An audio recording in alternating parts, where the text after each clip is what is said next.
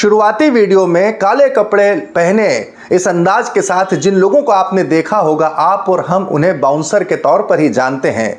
मगर यहाँ ये बाउंसर किसी निजी मॉल, पब, होटल या किसी दफ्तर की रखवाली नहीं कर रहे, उसकी सिक्योरिटी नहीं कर रहे, बल्कि अगर मैं आपसे कहूँ कि ये मध्य प्रदेश की राजधानी भोपाल में एक सरकारी दफ्तर की सिक्योरिटी में तैनात हैं, तो आपको आश्चर्य होगा।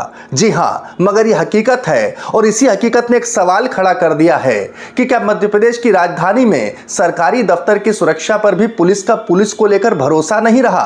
और उससे बड़ा सवाल तो यह खड़ा हो चुका है इस घटनाक्रम से कि क्या कुछ ब्यूरोक्रेट या कुछ आईएएस ऑफिसर मुख्यमंत्री मोहन यादव की नैया को डुबाना चाहते हैं। इस वीडियो के अंत तक आप बने रहेंगे तो आपको इस बात का यकीन हो जाएगा। सवाल इसलिए खड़ा हुआ है क्योंकि जिस दफ्तर की सिक्योरिटी में है वो डीपीआई ऑफिस है, जिसे लोक शिक्षण संचालनालय कहते हैं। अरे जब से हमारे चैनल शुरू हुआ है तब से वर्ग 1, वर्ग 2, वर्ग 3 हो, उनके अभ्यर्थी हो या चयनित शिक्षकों का मामला हो, इस दफ्तर के बाहर आंदोलन कोई नई बात नहीं।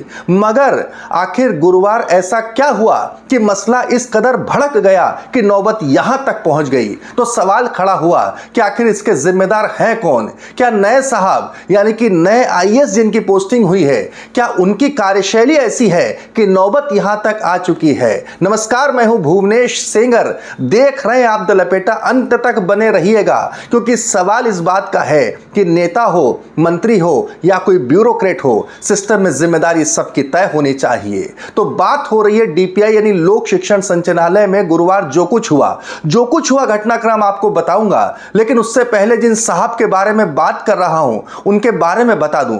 2009 बैच के आईएएस ऑफिसर हैं अभिषेक सिंह, जो कि फिलहाल में लोक शिक्षण संचालनालय के आयुक्त हैं। आयुक्त के तौर पर जब से आए हैं तब से लेकर पिछले दरमियान उनका विवादों से किस तरह नाता रहा, इसे भी खंगालेंगे और आपके सामने रखने की कोशिश करेंगे। लेकिन उससे पहले बताऊं कि गुरुवार ऐसा क्या हुआ कि अभिषेक सिंह के दफ्तर पर बाउंसर की तैनाती हुई और यह पूरा मसला चर्चा का विषय बन चुका है। आखिर ऐसा क्या हुआ कि सत्तारूढ़ दल यानी भारतीय जनता पार्टी की छात्र इकाई एबीवीपी के लोग वहां पहुंचते हैं, प्रदर्शन करते हैं और उसके बाद ये टकराव इस तरह से हो जाता है कि कर्मचारी संगठन वर्सेस एबीवीपी पूरे प्रदेश में हो जाती है। तो सवाल ये उठता है कि आखिर इसका जिम्मेदार कौन था, इसे रोकने की जिम्मेदारी किसकी थी और क्या अधिकारी आपसी सामंजस्य के साथ इस तरह के मसलों को निपटाएंगे या फिर टकराव को बढ़ावा देंगे? ये सवाल भी इस वक्त जो हम ब्यूरोक्रेसी कहते हैं ना, उसके बीच में सवाल गूंज रहा है। दरअसल हुआ कुछ यूं कि प्राथमिक शिक्षक परीक्षा 2025 वर्ग 3 के 900 चयनित अभ्यर्थी जो हैं वो 17 दिन से धरने पर बैठे थे। ये वहाँ पर धरने पर बेचारे, मैं अपने शब्द वापस लेता हूँ लेकिन यही शब्द हैं क्योंकि लगातार डीपीआई दफ्तर के बाहर वर्ग 1, वर्ग 2, वर्ग 3 इनके चयनित हों, इनको लेकर, इनकी परेशानी को लेकर, ज्वाइनिंग की समस्या को लेकर धरने पर बैठना नई बात नहीं। 1, 2, 3 नहीं, 17 दिन से धरने पर बैठे थे। साहब के कानों पर जूं तक नहीं रेंगती यानी अभिषेक सिंह जी के। और मसला क्या था? चयनित हैं, शिक्षक हैं मोहन सरकार में, लेकिन उसके बावजूद भी उन्हें ज्वाइनिंग नहीं दी जा रही थी डॉक्यूमेंट वेरिफिकेशन में। मसला दरअसल ये था कि जो वहाँ पर उनके लिए जो डेडलाइन की गई थी, की गई थी डॉक्यूमेंट D8 को लेकर, उसमें 2025 या 2026 इसको लेकर 900 चयनित जो छात्र हैं उनकी ज्वाइनिंग नहीं हो पा रही थी और उसको लेकर वो धरने पर लगातार बैठे थे। इसी दरमियान वो एबीवीपी के कार्यकर्ता पहुंचते हैं, टकराव बढ़ता है, तस्वीरें आपके सामने हैं और इसी के बाद में ये स्थिति बन जाती है। बात केवल यही नहीं रुकती, इसके बाद में कर्मचारी संगठन भी विरोध में उतर आते हैं और अगले दिन पूरे प्रदेश में बंद का ऐलान कर देते हैं। ये कर्मचारी संगठनों की चिट्ठी आप देख लीजिए। सवाल ये उठा कि आखिर ये चिट्ठी लिखी या लिखवाई गई? और इन सब के पीछे जो आयुक्त हैं अभिषेक सिंह, जो कि आईएएस ऑफिसर हैं, उन्होंने क्या इस विवाद को भड़कने दिया? उन्होंने इस विवाद को पनपने दिया? सवाल ये उठता है कि सरकार के अधिकारियों की कार्यशैली कैसी होनी चाहिए? क्या विवाद को भड़कने देना चाहिए या फिर विवाद को शांत करना चाहिए या उनका समाधान करना चाहिए? और इन सब के बीच में 900 चयनित जो अभ्यर्थी हैं जो वर्ग 3 के, वो अपने आप को अभी भी ठगा हुआ महसूस कर रहे हैं और मामला दूसरी तरफ शिफ्ट हो चुका है। और अगले दिन की जो सुबह हुई वो तो बड़ी अद्भुत थी। बाउंसर तैनात थे ये तस्वीरें देख लीजिए, निजी सुरक्षाकर्मी भी, बाउंसर भी, सब कुछ। मामला उछला, पत्रकारों तक पहुंचा, पत्रकारों ने सवाल किए। इस मामले में साहब की क्या सफाई थी, जरा ये भी सुन लीजिए। मैं आपको पहला ये कह दूं कि कोई बाउंसर नहीं है, सिक्योरिटी एजेंसी के गार्ड्स हैं। ऑब्वियसली जो है कभी व्यवस्था होती तो पुलिस के साथ में हमारे कार्यालय में सिक्योरिटी एजेंसी के गार्ड्स रहते हैं, तो एक आध 2-3 गार्ड्स बुलाए गए होंगे क्योंकि तब व्यवस्था बनी रहे। वो ऐसा प्रश्न नहीं, पहला तो आंसर ये है। दूसरा, जब किसी कार्यालय में विरोध होता है तो वो एक संवाद की प्रक्रिया का हिस्सा है, और ऐसा मैं उसको नहीं मानता कि कोई इस तरीके की चीज़ें हुई हैं।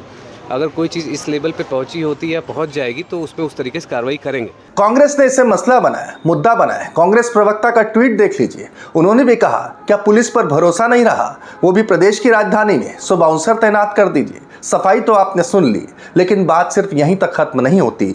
सवाल उठा कि क्या किसी ब्यूरोक्रेट की कार्यशैली टकराव बढ़ाने वाली होनी चाहिए या फिर टकराव को खत्म करने वाली। टकराव बढ़ाने वाली कार्यशैली मुख्यमंत्री ने मोहन यादव के लिए मुसीबत का सबब बनने वाली होगी। इस स्थिति में जहां पर जन अल्फा लगातार आंदोलन कर रहे हैं, ऐसे में शिक्षकों की कमी हो, ऐसे में ये टकराव हो, ऐसे में एबीवीपी यानी रूलिंग पार्टी की छात्र इकाई को डीपीआई दफ्तर के भीतर जाकर धरने पर बैठना पड़े और उसके बाद कर्मचारी संगठनों के साथ उनका टकराव हो, अगले दिन बंद का ऐलान हो, इतनी नेता नगरी हो जाए। इसको लेकर सवाल ये उठा कि क्या किसी ब्यूरोक्रेट के कार्यशैली को ये शोभा देता है। सवाल अगर ये उठे हैं तो सीधे तौर पर उन्हीं पर उठते हैं जिनकी जिम्मेदारी होती है, यानी कि अभिषेक सिंह जो कि इस वक्त में आयुक्त हैं। अब यहां पर ये सवाल इसलिए जो खड़े हुए हैं उसको लेकर जो आप सवाल ये जो उठ रहे हैं, इसको लेकर अब ये बड़ा एक सवाल ये उठा है कि आखिर इस कार्यशैली के साथ इस दफ्तर का संचालन किस तरह से होगा। वैसे ये कोई पहला मसला नहीं है। साहब जब कलेक्टर थे सीधी के, तब उनके बंगले को लेकर जो खर्च हुआ था उसको लेकर भी एक विभागीय जांच हो चुकी है।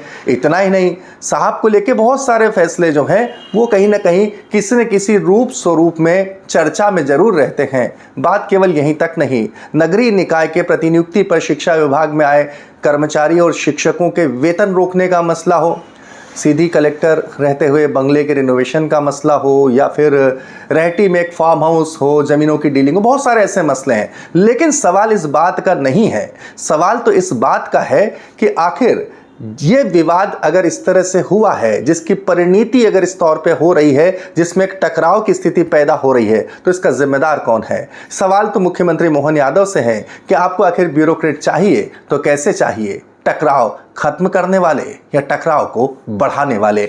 आप क्या सोचते हैं। बड़ी तादाद में लोग हैं जो डीपीआई दफ्तर के बाहर अपने हक के लिए लगातार आंदोलन के लिए बैठते आए हैं। ऐसी नौबत पहले नहीं आई, अब आई तो क्यों आई। आप क्या सोचते हैं, हमें लिखकर जरूर बताइए।